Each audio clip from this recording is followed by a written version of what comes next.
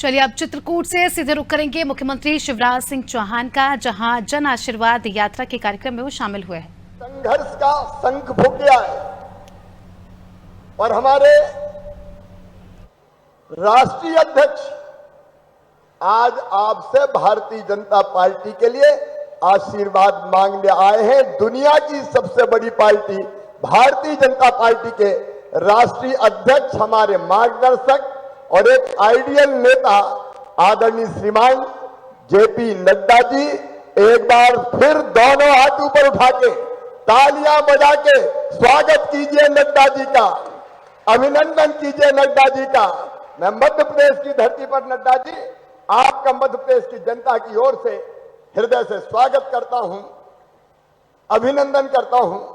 Bharatiya Janata party के प्रदेश के अध्यक्ष आदरणीय वीडी शर्मा जी, आदरणीय मुरलीधर जी, आदरणीय भूपेंद्र यादव जी, हमारे चुनाव समिति के प्रबंधक आदरणीय नरेंद्र सिंह जी, केंद्रीय मंत्रीगण आदरणीय ज्योतिरादित्य सिंधिया जी, हमारे कैलाश विजयवर्गीय जी, नरोत्तम जी, राजेंद्र जी, आदरणीय हितानंद जी। अब चूंकि भरा पूरा मंच है, हमारे सांसद भाई गणेश सिंह जी, हमारे इस क्षेत्र के उम्मीदवार भाई सुरेंद्र सिंह गहरवार जी, ताली बजा के उनको भी आशीर्वाद दे दीजिए, क्योंकि यहाँ तो उम्मीदवार घोषित है हमारे। और मैं राम खिलावन जी, हमारे मंत्री, हमारे सारे आदरणीय विधायकगण, सांसदगण, पदाधिकारीगण और यहाँ उपस्थित हमारे संतगण यहाँ बैठे हैं। आत्मनो मोक्षार्थ जगत हिताय च, राम जी की बड़ी कृपा है हम पे, क्योंकि बिना राम की कृपा के संतों का संग नहीं मिलता। बिन सत्संग विवेक न होई, राम कृपा बिन सुलभ न सोई। आपके चरणों में बारंबार प्रणाम। आप भी दोनों हाथ उठा के आशीर्वाद भारतीय जनता पार्टी को दीजिए, ताकि क्षेत्र का विकास और जनता के कल्याण का काम हम करते रहें। मेरे बहनों और भाइयों, मैं आप सबको दोनों हाथ जोड़ के प्रणाम करता हूं, बिंद की जनता को प्रणाम करता हूं। आपका आशीर्वाद हमेशा से भारतीय जनता पार्टी को मिला है। आपने 2003 में आशीर्वाद दिया, आपने 2008 में आशीर्वाद दिया, आपने 2013 में भाजपा को आशीर्वाद दिया और 18 में भी बिंद ने भरपूर भारतीय जनता पार्टी को आशीर्वाद दिया था। मेरे बहनों और भाइयों, आपका भरपूर आशीर्वाद मिला था। मैं आभारी हूं आपका और मुझे पूरा विश्वास है एक बार फिर भारतीय जनता पार्टी की सरकार बनाने के लिए फिर आपका भरपूर आशीर्वाद मिलेगा। बोलिए सबका आशीर्वाद मिलेगा, तो बोलिए भारत माता की। आपके आशीर्वाद की अधिकारी है भारतीय जनता पार्टी। एक तरफ श्रीमान नरेंद्र मोदी जी के नेतृत्व में दुनिया के अद्भुत नेता, अद्वितीय नेता, और कहते हुए गर्व होता है कि प्रधानमंत्री नरेंद्र मोदी जी केवल भारत के नेता नहीं है, आज पूरी दुनिया के नेता नरेंद्र मोदी जी हैं। जमघट लग रहा है दिल्ली में विश्व के नेताओं का। हमें गर्व होता है कि प्रधानमंत्री जी के नेतृत्व में हमारा देश निरंतर आगे बढ़ रहा है। और चित्रकूट वासियों, मझगवा वालों, जरा ईमानदारी से बताना, दिल पे हाथ रख के बताना, कांग्रेस और भारतीय जनता पार्टी की सरकार का अंतर आज मैं आपसे पूछ रहा हूं। बताओ, जितने विकास के काम भारतीय जनता पार्टी की सरकार ने किए, कभी कांग्रेस ने किए थे क्या? जोर से बताओ, किए थे क्या? काम बोलता है, सड़कें देख लो। और मझगवा वालों, अरे ये भारतीय जनता पार्टी है। दौरी सागर बांध, आपकी मांग थी कि इस इलाके में भी खेतों में सिंचाई होनी चाहिए। 227 करोड़ रुपए की लागत का दौरी सागर बांध भूमि पूजन में नहीं कर पाया, लेकिन अब निर्माण का काम प्रारंभ कर रहे हैं। ये दौरी सागर बनेगा। दौरी सागर पे तो जरा जोर से ताली हो जाए। ये सूखा क्षेत्र, कांग्रेस की सरकारों ने वर्षों तक यहां सिंचाई की कभी व्यवस्था नहीं की। 50-60 साल राज किया।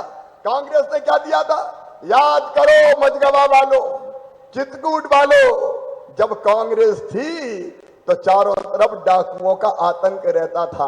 बताओ, रहता था कि नहीं? अरे जोर से बताओ, रहता था कि नहीं?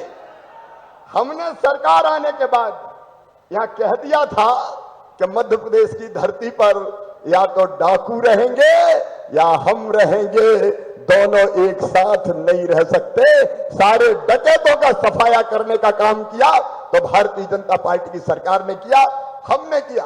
एक तरफ आतंक का अंत और दूसरी तरफ विकास के काम। यह विधानसभा ऐसी थी जहां हम ज्यादा नहीं जीते, लेकिन फिर भी हमने विकास के कामों में कसर नहीं की। सड़कों का जाल, बिजली का प्रबंध, सिंचाई के ओर सुन लो, केवल गौरी सागर नहीं रहेगा, अभी नर्मदा मैया का पानी नागौद तरफ से आने वाला है। टनल का काम बहुत कठिन है, वो लगातार चल रहा है, तो नागौद तक पानी नहीं रहेगा सीमित। उस पानी को बाद में दौरी सागर में छोड़ेंगे और दौरी सागर की नहरें बना के सीधे सीधे मंदाकिनी नदी में नर्मदा जी का पानी मिला दिया जाएगा। नर्मदा मैया और मंदाकिनी मैया का संगम होगा। कौन कर सकता था? क्या कांग्रेस ये कभी कर सकते थे? और जो नहरों का काम यहां से लेके मंदाकिनी तक, वो भी 300 करोड़ रुपया का स्वीकृत हो गया है, टेंडर हो गए, उसका काम भी शुरू करेंगे। किसान भाइयों, ये भारतीय जनता पार्टी की सरकार है। कांग्रेस के लोग झूठ बोलते रहे, कर्जा माफ करेंगे, कर्जा माफ करेंगे, डिफाल्टर बना दिया किसानों को, और वो डिफाल्टर बनने के बाद हमने 2200 करोड़ रुपया ब्याज के किसानों को भरने का काम किया, तो भारतीय जनता पार्टी की सरकार ने किया। ये प्रधानमंत्री नरेंद्र मोदी जी है जो पीएम सम्मान निधि, किसान सम्मान निधि किसानों के खाते में डालते हैं। 6000 रुपया हमारे पीएम डालते हैं। तो मुझे भी लगा शिवराज चौथी बार मुख्यमंत्री बन गया रे, तू भी तो कुछ पैसे डाल। तो पहले हमने तय किया 4000, लेकिन अब तय किया 6000। पहले 2000 पीएम साहब के आएंगे, फिर 2000 सीएम के, फिर 2000 पीएम के, फिर 2000 सीएम के, फिर 2000 पीएम के, फिर 2000 सीएम के। साल में 12000 रुपया किसानों के खाते में सीधा डालने का काम किया, तो भारतीय जनता पार्टी की सरकार ने कब किया था? कांग्रेस ने। मेरी लाडली बहनाएं बैठी है, उधर बड़ी संख्या में बैठी है। मेरी लाडली बहनाओं, अरे कांग्रेस ने कभी तुम्हारे खाते में पैसा डाला था क्या? आज तो बहनें जोर से बोलो, कभी डाला था क्या? और अब सबके खाते में पैसा आ रहा है कि नहीं आ रहा? मेरी बहनों, जिंदगी बदलने का काम, मां और बहन की जिंदगी में तकलीफ ना रहे, कष्ट ना रहे। और स्त्री क्या केवल आंसू बहाने के लिए पैदा हुई है? क्या उसके चेहरे पर मुस्कुराहट नहीं आनी चाहिए? और इसलिए मुख्यमंत्री लाडली बहना योजना बनाई, तो हमने बनाई, भारतीय जनता पार्टी की सरकार ने बनाई। 15,000 करोड़ रुपया सीधे एक साल में खातों में डालेंगे, तो हम डालेंगे बहना, भारतीय जनता पार्टी की सरकार डालेगी। अच्छा, राखी के पहले 250 रुपया आ गए कि नहीं? आ गए तो हाथ उठा के बहनों बताओ ना, आ गए। और अब 10 तारीख को फिर आने वाले हैं। ये केवल पैसा नहीं है मेरी बहनों, आपको सम्मान दिया है, सम्मान। भारतीय जनता पार्टी ने आपको सम्मान दिया है। जिंदगी बदलने का अभियान प्रधानमंत्री नरेंद्र मोदी जी के नेतृत्व में चल रहा है। अरे कहीं ऐसी सरकार देखी है? 50 साल तक कांग्रेस ने राज किया, क्या दिया था? ये गरीब कल्याण का महायज्ञ मोदी जी के नेतृत्व में चल रहा है। फ्री में सबको राशन कौन ने दिया था? दिया था कभी कांग्रेस ने।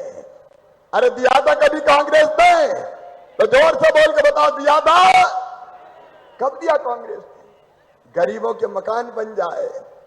कई जगह गरीब के पास रहने की जमीन का टुकड़ा छोटा पड़ गया था क्योंकि परिवार बढ़ गया था, और फिर हमने तय किया मुख्यमंत्री भू आवासीय अधिकार योजना बना के कि हर गरीब जिसके पास रहने की जमीन का टुकड़ा नहीं है, उसको फ्री में पट्टा देके रहने की जमीन का मालिक बनाएंगे।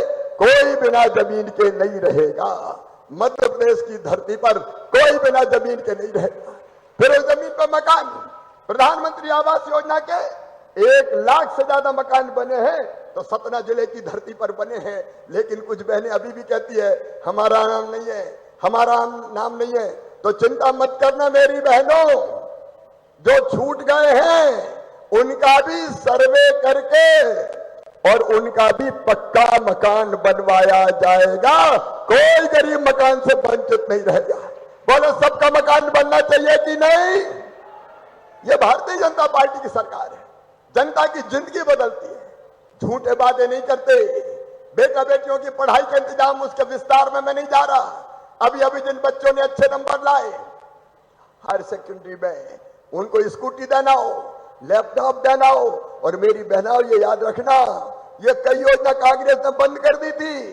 जब कमलनाथ आए तो लैपटॉप की योजना बंद, साइकिल देने की योजना बंद, बहनों के खाते में बेटा बेटी को जन्म देने के पहले 4,000 डालते थे वो बंद, जन्म के बाद 12,000 डालते थे वो बंद, बेटियों की शादी की योजना बंद।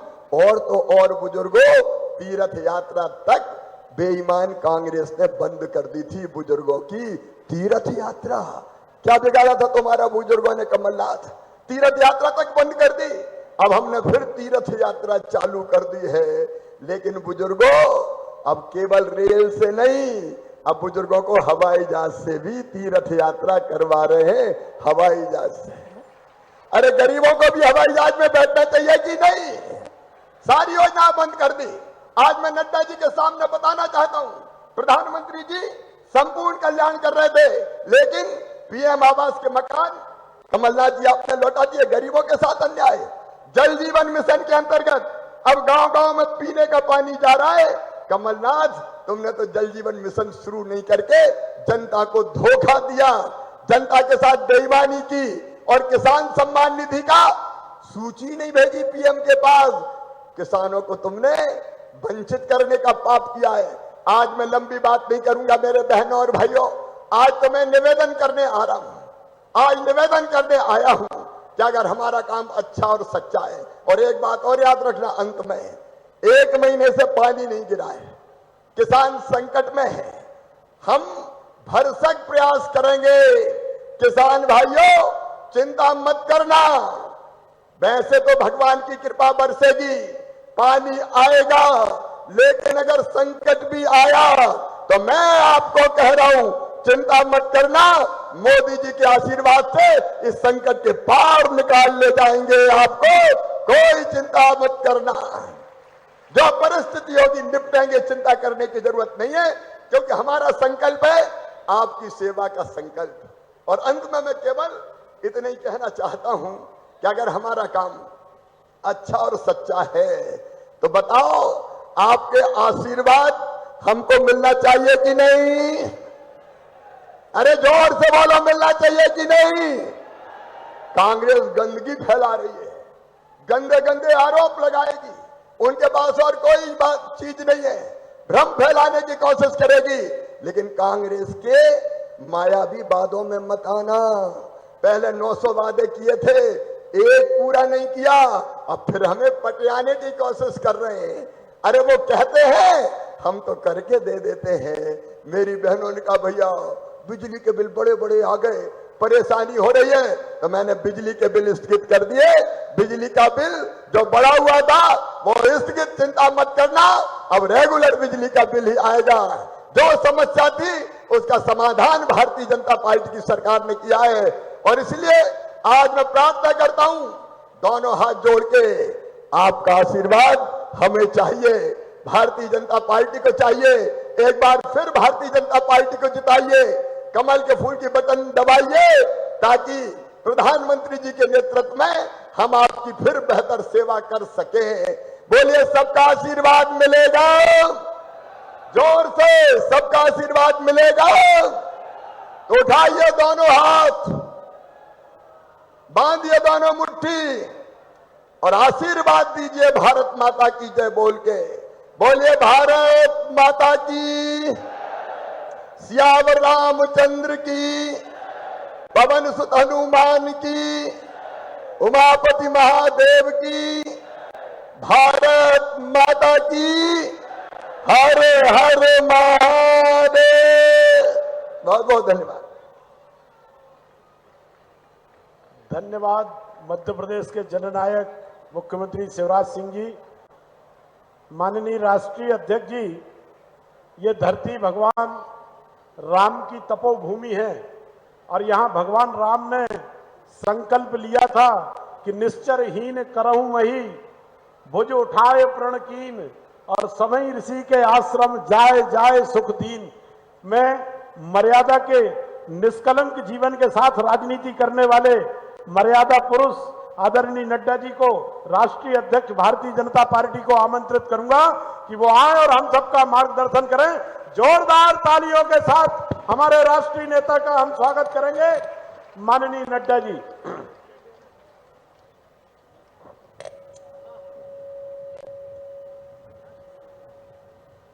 बोलिए भारत माता की, जरा जोर से, भारत माता की, भारत माता की, भारत माता की।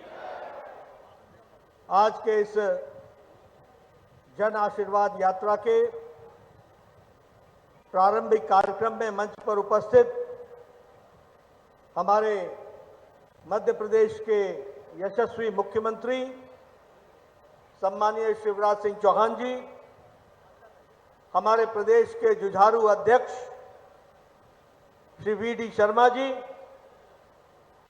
हमारे इस चुनाव प्रबंधन को देख रहे भारत सरकार में मंत्री नरेंद्र सिंह तोमर जी, भारत सरकार में मंत्री श्री ज्योतिरादित्य सिंधिया जी, हमारे राष्ट्रीय महामंत्री कैलाश विजयवर्गीय जी, प्रदेश के प्रभारी मुरलीधर राव जी, हमारे राज्य मंत्री फग्गन सिंह कुलस्ते जी, गणेश सिंह जी, सतीश शर्मा जी, लक्ष्मीकांत वाजपेयी जी, विजेंद्र प्रताप सिंह जी जो यात्रा के कार्य देख रहे हैं, संयोजक हैं, मंच पर आसीन सभी मंत्रीगण, हमारे सांसदगण, विधायकगण और पार्टी के वरिष्ठ पदाधिकारी और प्रभु राम के इस तपोभूमि पर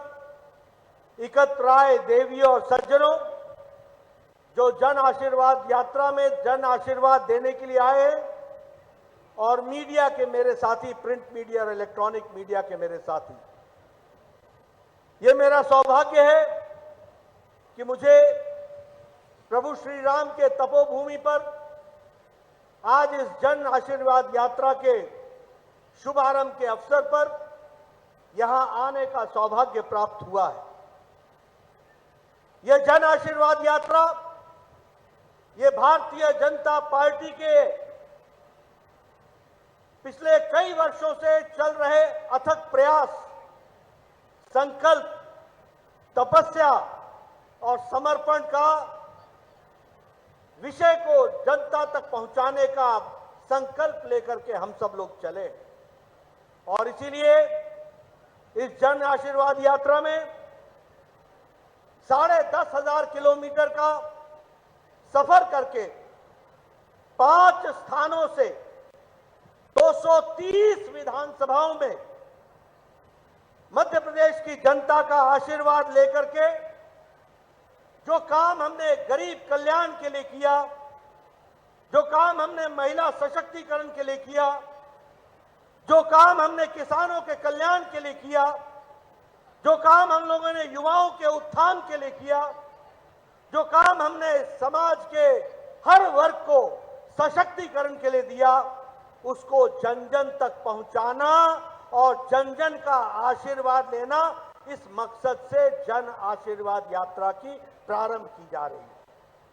मुझे पूरा विश्वास है कि मध्य प्रदेश की जनता का पूरा आशीर्वाद हम सबको मिलेगा, और उनके आशीर्वाद से हम इस सफल कार्यक्रम के माध्यम से आने वाले विधानसभा के चुनाव में फिर से कमल खिलाएंगे और मध्य प्रदेश की सेवा में फिर से जुट जाएंगे। यह भी मैं आपको बताना चाहता हूं। मित्रों, अभी कुछ दिन पहले भारत के यशस्वी गृह मंत्री ने एक रिपोर्ट कार्ड आप सबके सामने, मध्य प्रदेश की जनता के सामने रखा था।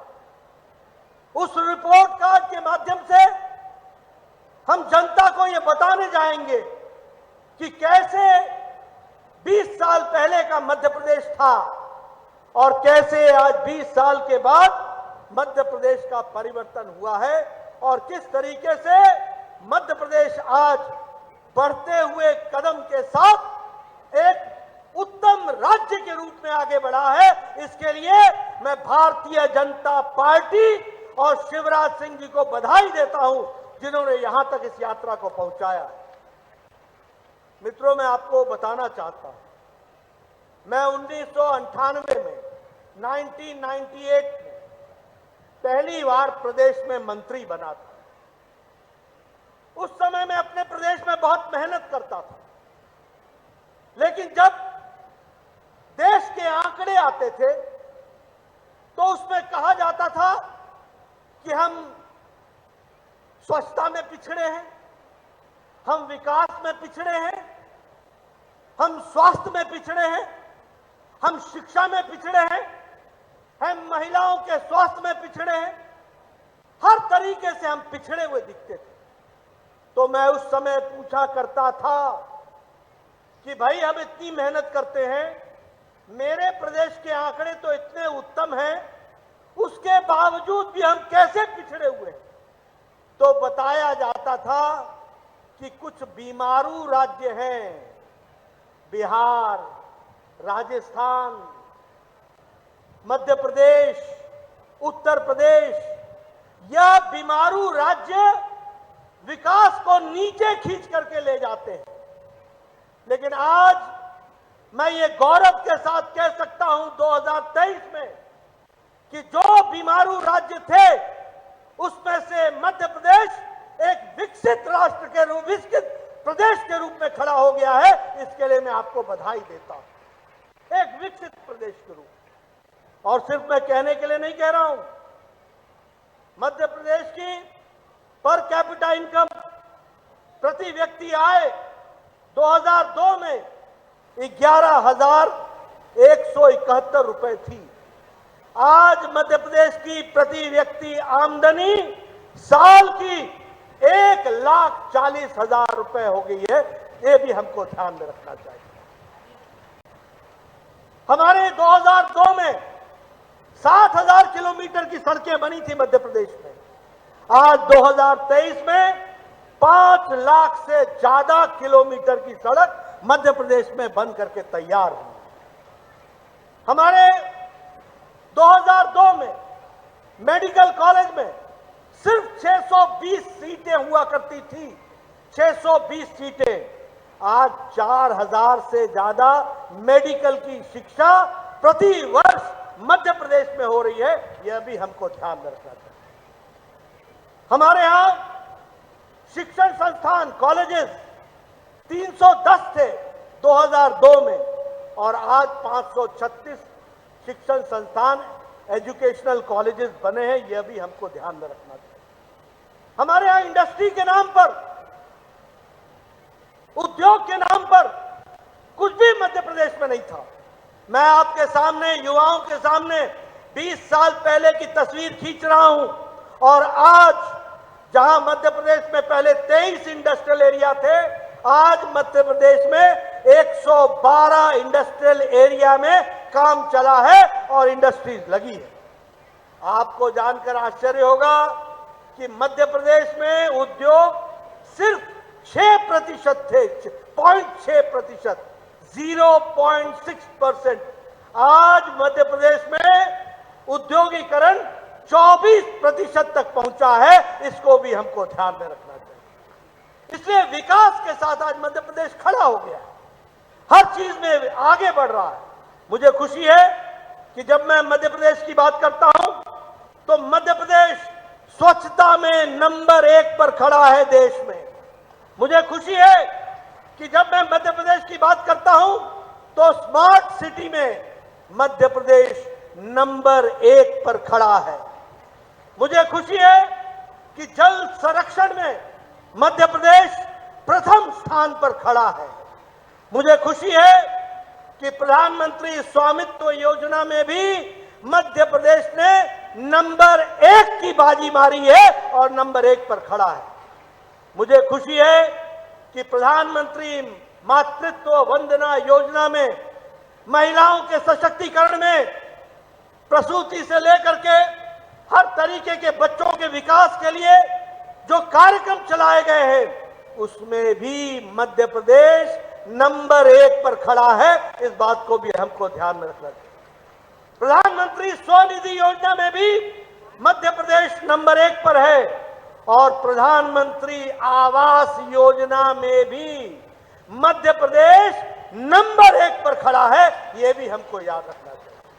और प्रधानमंत्री आवास योजना में मध्य प्रदेश नंबर 1 पर खड़ा है, जबकि कमलनाथ ने इस आवास योजना को अपने शासन के समय में डिरेल करने में कोई कसर नहीं छोड़ी थी।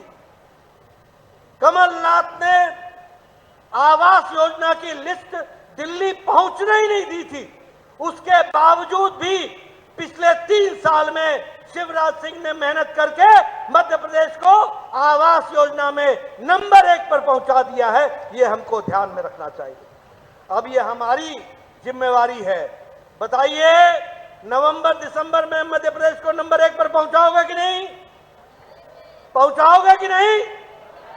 कमल खिलाओगे कि नहीं? आगे बढ़ाओगे कि नहीं? मध्य प्रदेश को नंबर 1 रखने में कोई कसर नहीं छोड़ना। मित्रों, ये आपसे मैं निवेदन करने के लिए आया हूं। मित्रों, जब मैं आज 5G की बात करता हूं, मोदी जी की, तो ये 5G क्या है? ये कनेक्टिविटी तो है ही, लेकिन ये ग्रोथ का इंजन है, ये गुड गवर्नेंस का इंजन है, ये गुडविल का इंजन है, ये गारंटी की जिम्मेवारी है और ये गरीब कल्याण से जुड़ा हुआ 5G है। इसके लिए जहां प्रधानमंत्री मोदी जी ने कोई कसर नहीं छोड़ी, वहां मध्य प्रदेश के भी नेताओं ने जनता तक विकास को पहुंचाने में कोई कसर नहीं छोड़ी है।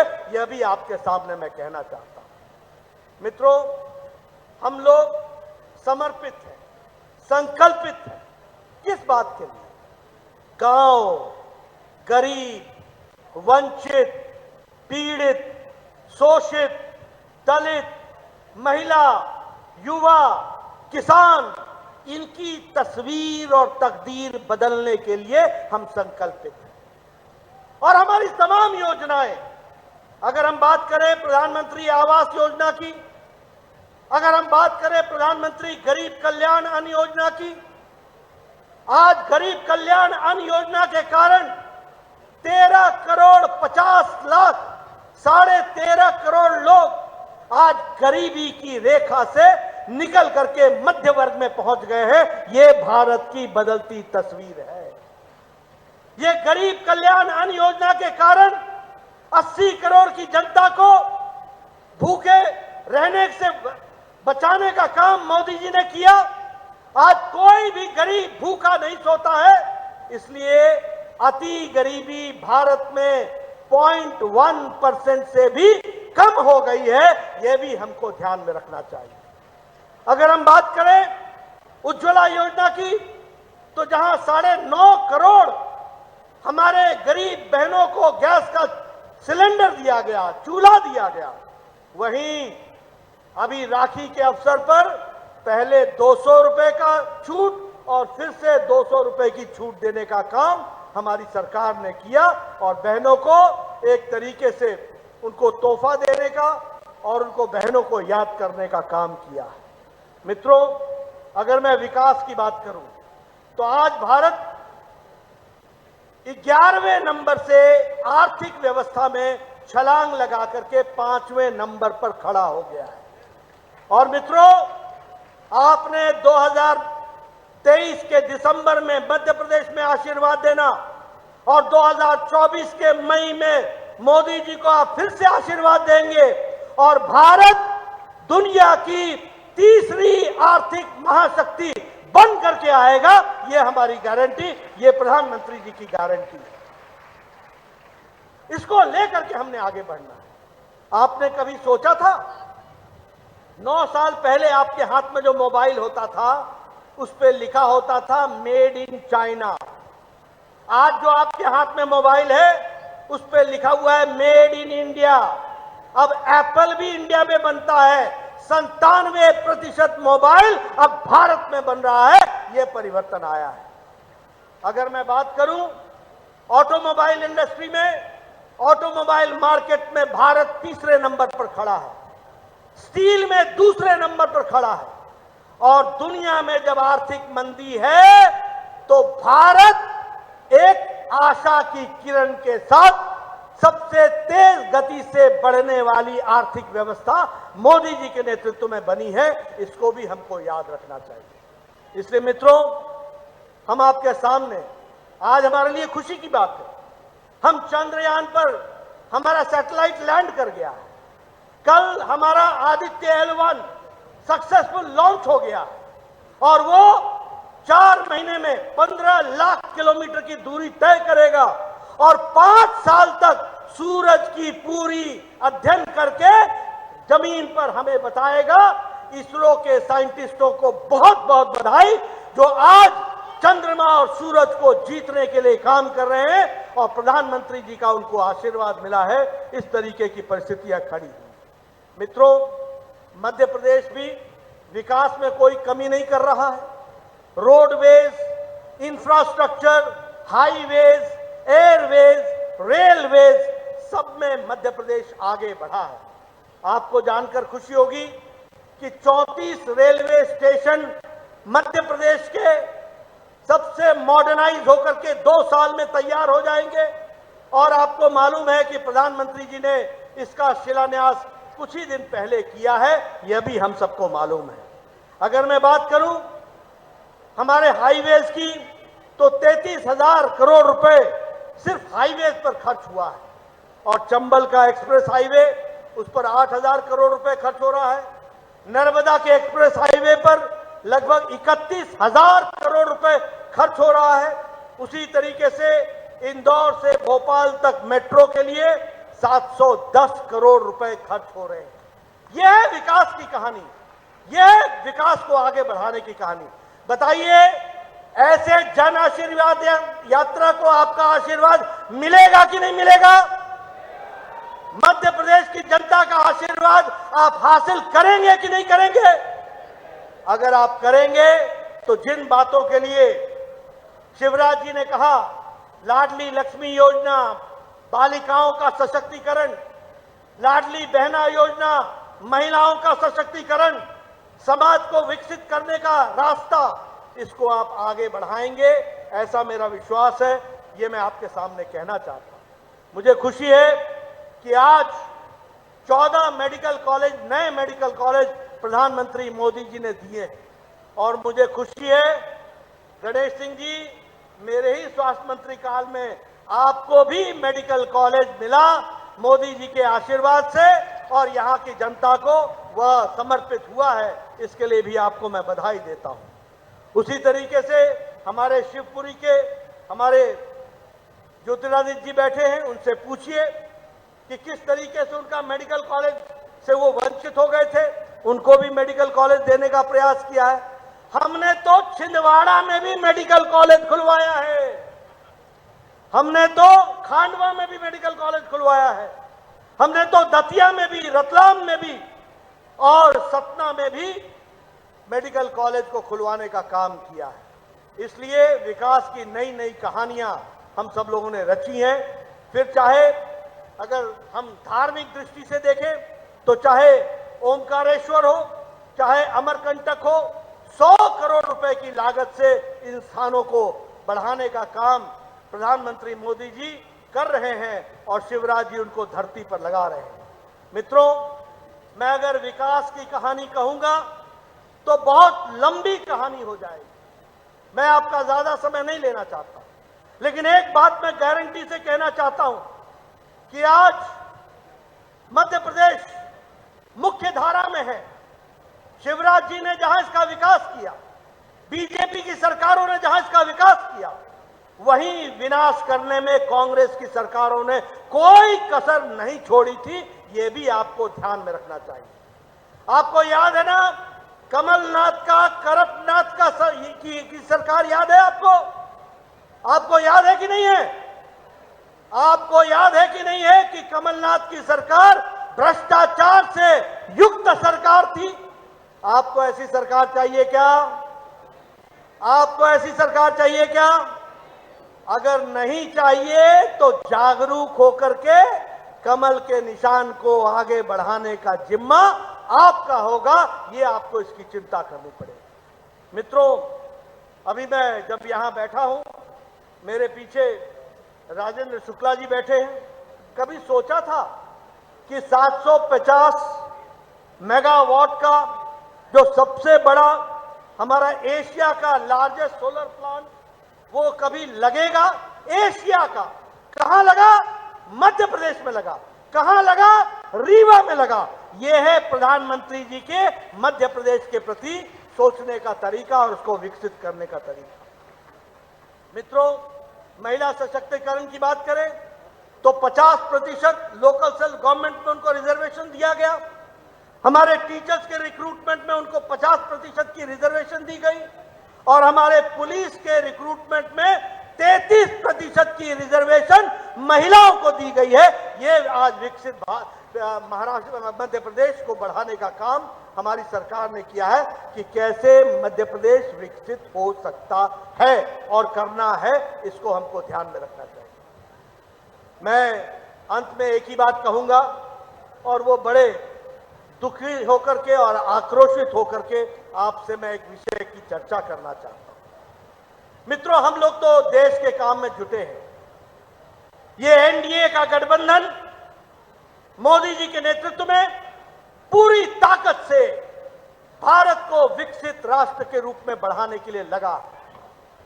लेकिन दुख के साथ कहना पड़ता है, एक ऐसे विषय के बारे में आपसे चर्चा करनी है जिससे सारा भारत आक्रोशित है, आक्रोश में है और उसके साथ साथ पीड़ा में। अभी मुंबई में कुछ परिवारवादी गठबंधन के सदस्य लोग इंडी अलायंस, घमंडिया गठबंधन, ये कौन सा अलायंस है? INDI alliance, INDI alliance, INDI alliance, घमंडिया गठबंधन, इसके लोग मुंबई में एकत्र हुए थे और वहां पर जब एक तरफ भारत को हम विकसित बनाने के लिए लगे हैं, जब हम लोग एक तरफ भारत चांद और सूरज को जीत सके इसके लिए लगा है, जब भारत आने वाले G20 में 8-9 तारीख को दुनिया के सबसे ताकतवर लोग भारत में पहली बार एकत्र आ रहे हैं और जब भारत की जय जयकार दुनिया में हो रही है, भारत की जय जयकार दुनिया मान रही है, तो ऐसे समय में ये घमंडिया गठबंधन वह हमारी संस्कृति पर, वो हमारे धर्म पर, वो हमारे संस्कारों पर बहुत गहरा आघात करने का प्रयास कर रहा है। और जब मैं ये कहता हूं तो मैं पूरी जिम्मेवारी के साथ कहता हूं कि ये जो इंडी अलायंस है, ये जो घमंडिया गठबंधन है, जो मुंबई में 3-4 दिन पहले एकत्र आए थे, इसका सबसे बड़ा घटक और सबसे मजबूत घटक DMK, जो तमिलनाडु के सरकार को मुख्यमंत्री स्टालिन, उसका बेटा उदयनिधि स्टालिन, वह उदयनिधि स्टालिन सनातन धर्म को समाप्त करने का उद्घोष करता है और कहता है कि हम सनातन धर्म को समाप्त कर देंगे, एबॉलिश कर देंगे, इस तरह की भाषा इस्तेमाल करता है। आप बताइए, ऐसे घमंडिया परिवारवादी इंडी अलायंस को रहने देने का अधिकार है क्या? रहने देने का अधिकार है क्या? क्या सनातन धर्म को हम समाप्त तो होने देंगे क्या? क्या हिंदू धर्म पर इस तरीके का आघात लगने देंगे क्या? ये मित्रों, और क्या कहता है उदयनिधि स्टालिन? कहता है कि एंटी सनातन नहीं, एबॉलिश सनातन, मतलब सनातन धर्म को जड़मूल से समाप्त कर दो। जिस प्रकार उदाहरण क्या देता है सुन लो, उदाहरण देता है कि जैसे मच्छर, जैसे मलेरिया, जैसे डेंगू, जैसे कोरोना, इसको हम समाप्त करते हैं, वैसे ही सनातन धर्म को समाप्त कर दो। यह है परिवारवादी घमंडिया गठबंधन का घमंड, और वो इस तरीके की बेतुकी बातें कहने में कोई गुरेज नहीं करते, कोई गुरेज नहीं करते। आप बोलिए, उदयनिधि स्टालिन ने जो ये बात कही है, ये कब कही? ये तब कही जब 3 दिन पहले मुंबई में बैठकर ये गलबाइयां करके अपनी रणनीति तैयार कर रहे थे। क्या यही रणनीति तैयार हुई है? क्या इंडी अलायंस का, क्या घमंडिया गठबंधन का ये सोचा समझा राजनीतिक रणनीति है क्या कि सनातन धर्म को समाप्त करो, हिंदू धर्म को समाप्त करो? और मैं पूछना चाहता हूं कि राहुल गांधी से, कि राहुल गांधी, ये जो आपने मोहब्बत की दुकान चलाई, ये मोहब्बत की दुकान में हिंदू धर्म और सनातन की नफरत का सामान कहां बिक रहा है? ये नफरत का सामान कैसे बिक रहा है? और ये हिंदू विरोधी, सनातन विरोधी जहर आप जो वहां पर पैदा कर रहे हैं, यही क्या आपकी मोहब्बत की दुकान है? मैं ये इंडी अलायंस और घमंडिया गठबंधन से सवाल पूछना चाहता हूं। पहला सवाल, मुझे जवाब चाहिए और देश को जवाब चाहिए कि जो उदयनिधि स्टालिन ने कहा है वो इंडी अलायंस का और घमंडिया गठबंधन का रणनीति का, राजनीति का हिस्सा है? क्या वह रणनीति बनी है? और क्या आपने मुंबई में यह रणनीति बना करके आप उतरे हैं? और मेरा दूसरा सवाल है कि क्या आप आने वाले चुनाव में आप सनातन धर्म को समाप्त करने की राजनीति के मुद्दे को लेकर के जनता के बीच में जाने वाले हैं? अगर आप जाने वाले हैं, और अगर नहीं, आपने तय किया है कि कुछ भी भारत से जुड़ा हुआ हो, भारत की संस्कृति, भारत का संस्कार, भारत का सनातन धर्म, भारत की सोच, भारत का गौरवमय इतिहास, इससे आपका कोई लगाव नहीं है, और आपकी मोहब्बत की दुकान नफरत फैलाने वाला कार्य कर रहा है, यह बात स्पष्ट हो जाती है। इसलिए मैं चाहूंगा, यहां जहां आप जन आशीर्वाद यात्रा में आप आशीर्वाद देने के लिए आए हैं, वहीं आप संकल्प लें कि ऐसे इंडी अलायंस को आप जमीन से उखाड़ करके फेंक देंगे ना? आप जमीन से उखाड़ के फेंकेंगे ना? फेंकेंगे ना? इनको रहने का अधिकार है क्या? ऐसी विचारधारा को रहने का अधिकार है क्या? ये राहुल गांधी की मोहब्बत की दुकान के बजाय नफरत फैलाने वाली दुकान को बंद करेंगे कि नहीं करेंगे? मित्रों, यही आवश्यक है, और इसलिए आपको दो तरफ से काम करना पड़ेगा। एक, अच्छे काम को बढ़ाना पड़ेगा जो भारतीय जनता पार्टी कर रही है, और ये जो घृणा फैलाने वाले लोग हैं, जो सनातन धर्म पर आघात करने वाले लोग हैं, इनको घर बैठाना पड़ेगा, और भारत देश को आगे मोदी जी के नेतृत्व में विकास के नए कीर्तिमान स्थापित करने में हम आगे बढ़ेंगे। इन्हीं शब्दों के साथ बहुत बहुत धन्यवाद। जय भारत, जय मध्य प्रदेश। धन्यवाद माननीय राष्ट्रीय अध्यक्ष जी, आपका प्रेरक उद्बोधन हम सब कार्यकर्ताओं को प्राप्त हुआ। अब मैं सतना जिले के अध्यक्ष जी से आग्रह करूंगा कि वो हम मंच पर विराजमान सभी अतिथियों का आभार व्यक्त करें, और अतिथियों से आग्रह करूंगा कि आभार व्यक्त के बाद हम सब चलेंगे, और बगल में, मंच के बगल में जहां